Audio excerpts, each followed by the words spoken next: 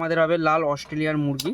তো দেখো কি কি নিয়ে নিচ্ছি। প্রথমে রয়েছে হলুদ লঙ্কা, তারপরে রয়েছে পেঁয়াজ, এখানে রয়েছে পিফে, আর হচ্ছে এখানে রয়েছে আদা রসুন, আর হচ্ছে টমেটো পেস্ট, আর এখানে রয়েছে টমেটো কাটা, আর এখানে আলুকে ভেজে রাখা হয়েছে। এবার এখানে গরম মশলা তেল দিয়ে কাজটা করা হবে। দেখো এখানে দিয়ে দেওয়া হচ্ছে গরম মশলা, জিরে, জল ফল সব রকম। এখানে রয়েছে একটা সিক্রেট মশলা, গরম মশলা রয়েছে, জিরে, তেজপাতা, এলাচ। এবার দিয়ে দেওয়া হলো পেঁয়াজ। ভালো করে পেঁয়াজটাকে আপনারা একটু কষিয়ে নেবেন কিছুক্ষণ।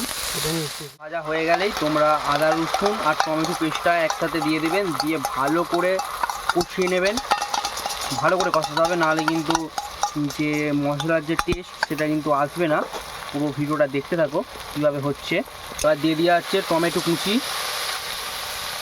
খুব সুন্দর করে দেখো তেল কেমন ছাড়ছে, আর একটা গন্ধ স্মেলও বেরিয়েছে খুব সুন্দর।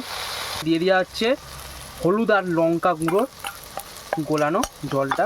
এখন কালারটা কত সুন্দর এসেছে দেখুন। ঠিক এরকম কালার হলেই তারপরেই তোমরা এটা দেবে। তারপরে ভালো করে আবার একটু কষাবে, একটু জল দিয়ে দেওয়া হবে সামান্য, হালকা মিষ্টি ধোয়া জল আছে। এটা সুন্দরভাবে কষানো হয়ে গেছে। সাইডে রয়েছে মাংস, আর এখানে রয়েছে আলু, আর হচ্ছে পেঁপে।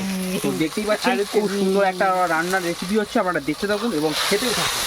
এরকমভাবে কষানো হলেই এবারে মাংসটা দেওয়ার জন্য আমরা রেডি।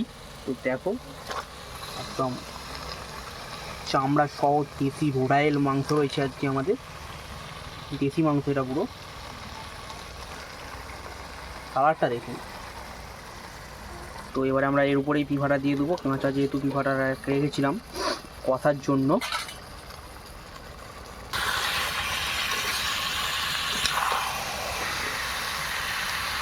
দেখুন মশলাটা খালি দেখুন তোমাদের কষানো হচ্ছে, খালি ভালো করে কষছেন।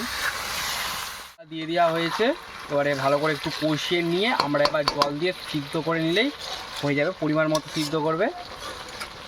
তো দেখতে থাকো ভিডিওটা, আপনাদেরকে টেস্ট করে জানাবো। তো পুরো ঝোল ফোটানো হয়ে রেডি হয়ে গেছে। এবার টেস্ট করে আপনাদেরকে কেমন বলছি সেটা আপনারা দেখতে থাকো। আর ভালো লাগলে চ্যানেলটা সাবস্ক্রাইব করে রাখো কোনো নতুন নতুন রান্নার ভিডিও আর ব্লগ ভিডিও পাওয়ার জন্যে। আর সঙ্গে শর্ট ভিডিও রয়েছে, দেখতে থাকবে।